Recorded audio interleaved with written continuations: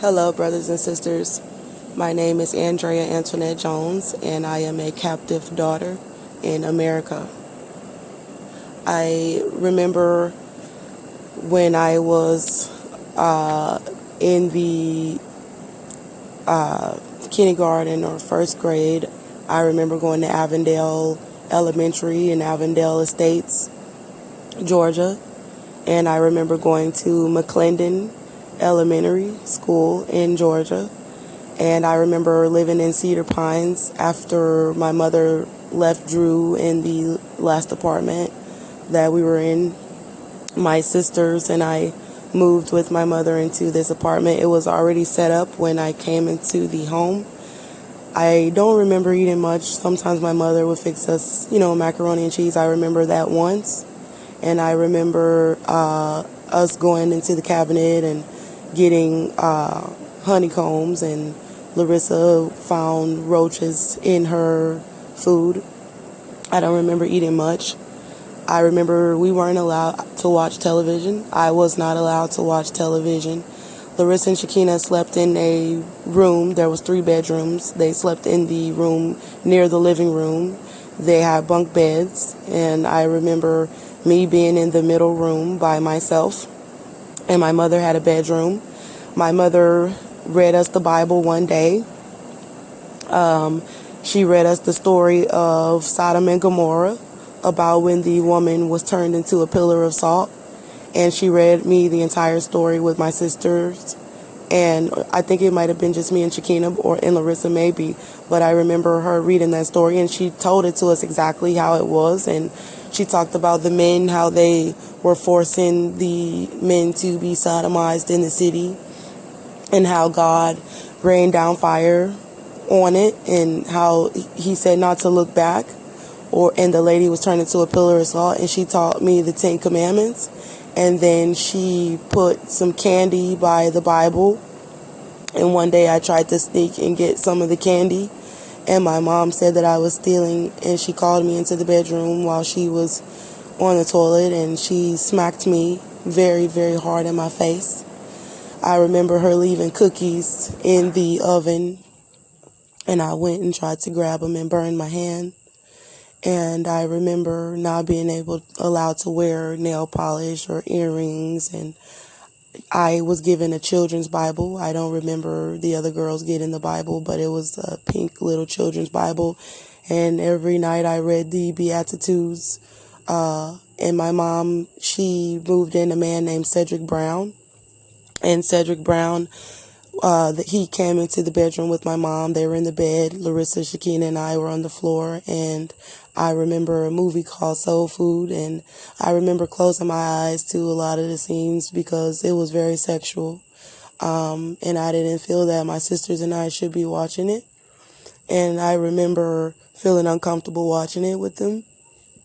And I remember Cedric, my mom would beat us. Like, they would say that there was a girl that was raped somewhere in the cut, and one day my sister brung me through the cut after my mom said not to. Me and my sisters and I went that way when we got off the school bus.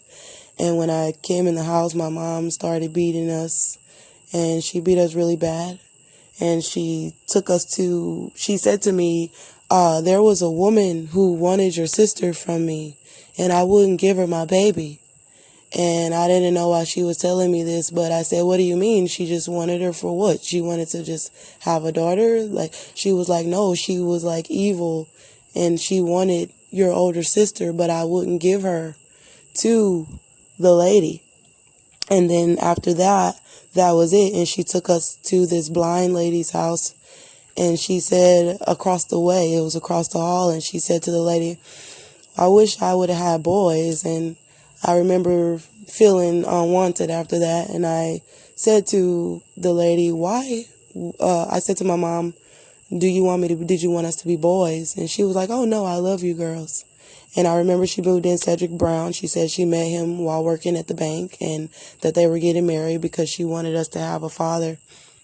And I remember Cedric Brown, my mom would spank us. Like, she would make us hold our hand out, and she would start beating our hands, and we would go and stuff tissue in our bodies, in our pants and stuff. And she found out about that, and she started making us take our clothes off, and she was spanking us with the belt and whooping us with the belt and making us sit on the wall with our hands out, or she would spank us. And I don't ever really remember us really doing anything wrong. And I remember going into the bathroom, looking in the mirror, and wondering like why I look the way I look, and reading the coloring book and wishing I could be inside of the cartoon character book, because I know they didn't get beat. And I looked at the toilet wishing I could kind of flush myself down the toilet to just kind of escape and maybe go down to the, what do you call, the like pipe area. Maybe I could escape through the what do you call, the sewage. And I would stay in the bathroom. That was like my safe place. And I remember Cedric coming into the home, and he would have me and my sister Shakina in the bedroom, and he wrapped duct tape around this really big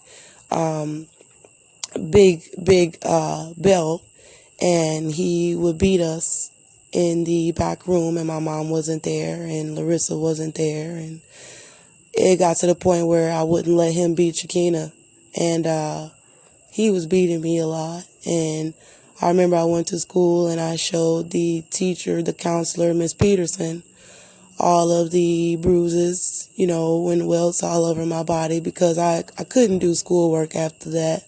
I wasn't a normal kid after that. And they sent CPS, and I remember CPS saying, well, they're going to split y'all up if, you keep saying that they're doing stuff to you and beating on y'all. And is it true? And so when they told me I would get split up from my sisters, I said, well, I'm not going to talk about it anymore then, because I don't want to get split up from my sisters. And he continued to beat us constantly. Just that was all there was. And then I remember Larissa and Shakina being gone, and I remember my mom kind of dressing up with a wig or braids or whatever, and Drew came to the door, and I was the only one there. And then after that, they moved in, at some point they moved in little Cedric, which was Cedric's son, and they moved him in the bedroom with me. So he had a twin bed in there with me. And I remember having my Bible, and, I didn't want to really kind of do it anymore. Like, we had to wake up very early and wear uniforms, and, I didn't want to go to school. Like, to me, I was like, well, I might as well just serve the devil, because I didn't even know nothing about the devil, really. But I knew that there was something going on. It was like a darkness surrounding me in the room. It was like the devil was there. And it was like he wanted me. And it was like he almost wanted me to just say, I will just give my soul to the devil. But, I kept my little Bible. And I remember he never really beat CJ. He just was beating us. And after that, that was it. We didn't even stay there for a long period of time. So that's all I kind of really remember about being in that place. And then they decided that they were going to get married and that they were going to move. I wasn't allowed to go outside. Before Cedric and CJ got there, I remember my mom wouldn't let Shakina and I go outside. We never were allowed to go outside and play like normal kids. So we would just have to sit in the house with our mom, and we would go to sleep. And she would say, y'all not missing nothing out there. And then so I would just go to sleep with my mom in the room. And I don't really remember us even really living there a long time. So this is why I had to kind of go back and talk about it, because I'm pregnant and it's a lot happening. It's people trying to murder me, and they're trying to sell my child into slavery, and they are holding me captive. And I've been abused my entire life.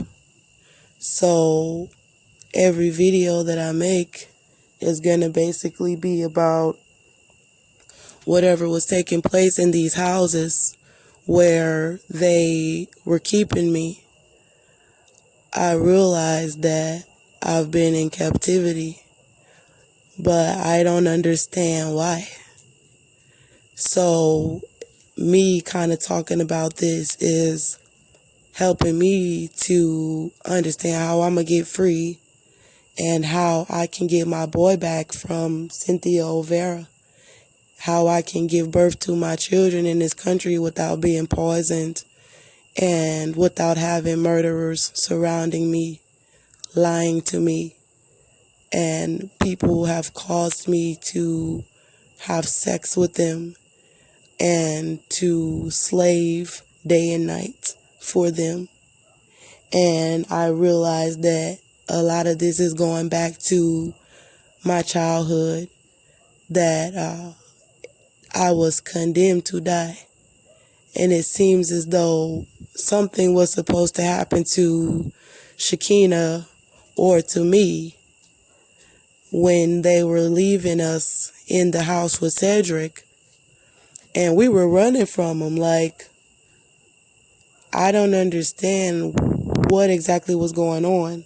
But he ended up coming and threatening Shakina and I with a shotgun.